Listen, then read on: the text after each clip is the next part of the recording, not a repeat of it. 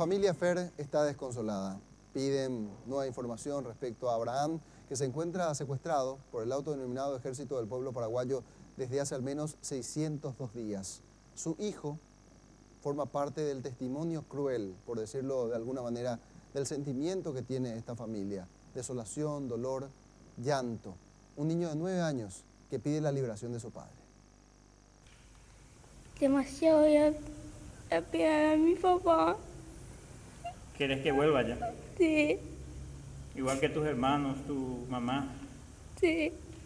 De esa manera pedía el hijo de Abraham Fer que el EPP libere a su padre secuestrado desde el 8 de agosto del 2015. El padre de Abraham afirmó que continúan esperando una prueba de vida.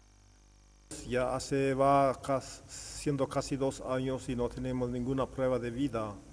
Esperamos cada día con más ansiedad. Los nietos, los hermanos, toda la familia, esperamos que se comuniquen o nos manden una prueba de vida, que sean tan amables.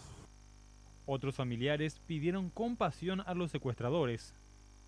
Lo pedimos a los señores del EPP que comprendan nuestra preocupación y ansiedad de todos los días.